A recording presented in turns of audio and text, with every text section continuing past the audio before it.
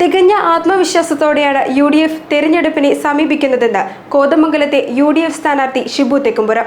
കോതമംഗലത്ത് വിജയം സുനിശ്ചിതമാണ്. എല്ലാ വിഭാഗം ജനങ്ങളും UDFന് ഒപ്പമാണ്. കോതമംഗലത്തെ വിജയം UDFന്റേതായിരിക്കുമെന്നും ഷിബു തെക്കുംപുറം പറഞ്ഞു. കോതമംഗലത്ത് തെരഞ്ഞെടുപ്പ് പ്രചരണ രംഗത്ത് സജീവമായിരിക്കുകയാണ് UDF സ്ഥാനാർത്ഥി ഷിബു തെക്കുംപുറം. തികഞ്ഞ ആത്മവിശ്വാസത്തോടെയാണ് തെരഞ്ഞെടുപ്പിന് ഇറങ്ങുന്നത്. വിജയം സുനിശ്ചിതമാണ്. ജനങ്ങൾ സംസ്ഥാനത്ത് ഭരണമാറ്റം ആഗ്രഹിക്കുന്നുണ്ട്. ദുർഭരണം മാറി സദ്ഭരണം വേണമെന്നാണ് ജനങ്ങളുടെ തീരുമാനം. എല്ലാ വിഭാഗം ജനങ്ങളും UDFന് ഒപ്പമുണ്ട്. കോതമംഗലത്തേത് UDFന്റെ വിജയമായിരിക്കുമെന്നും ഷിബു തെക്കുംപുറം പറഞ്ഞു. ഐക്യജനാധിപത്യ മുന്നണി ഈ തെരഞ്ഞെടുപ്പിൽ തികഞ്ഞ ആത്മവിശ്വാസത്തോടു കൂടിയാണ് മുന്നോട്ട് പോകുന്നത്. കോതമംഗലം നിയമസഭാ മണ്ഡലത്തിൽ ഐക്യജനാധിപത്യ മുന്നണിയുടെ വലിയ മുന്നേറ്റം ഈ തെരഞ്ഞെടുപ്പിൽ ഉണ്ടാകും. അഭിമാനത്തോടുകൂടി ജനങ്ങളോട് വോട്ട് ചോദിക്കാൻ കഴിയുന്ന ഒരു സാഹചര്യമാണ് ഐക്യജനാധിപത്യ മുന്നണിക്കുള്ളത്. കഴിഞ്ഞ 10 വർഷമായി സംസ്ഥാനത്ത് നടക്കുന്ന ദുർഭരണം, ആ ദുർഭരണത്തിൽ നിന്നും ഒരു സൽഭരണത്തിലേക്കുള്ള ഒരു മാറ്റമാണ് കേരളത്തിലെ ജനങ്ങൾ ആഗ്രഹിക്കുന്നത്. കോതമംഗലത്ത് UDFന്റെ കാലത്ത് ആരംഭിച്ച പദ്ധതികളൊന്നും യാഥാർത്ഥ്യമാക്കാൻ കഴിഞ്ഞ 10 വർഷം കൊണ്ട് കഴിഞ്ഞിട്ടില്ല.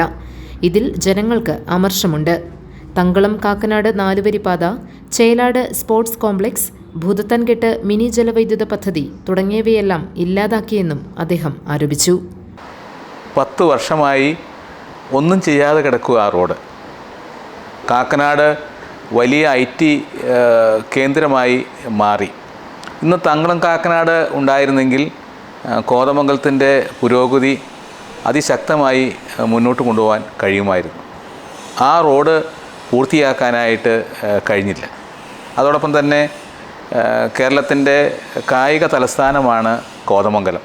ഇന്ന് എന്നാ സ്ഥിതി?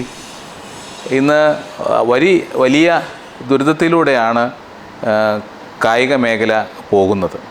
അന്താരാഷ്ട്ര സ്റ്റേഡിയം നമുക്കറിയാം, ചേലാട് ഐക്യജനാധിപത്യ മുന്നണിയുടെ കാലത്താണ് സ്ഥലം ഏറ്റെടുത്ത് അതിൻ്റെ പ്രവർത്തനങ്ങൾ മുന്നോട്ട് പോയത്. ആ പദ്ധതിയും ഇന്ന് ഉപേക്ഷിച്ച നിലയിലാണ്.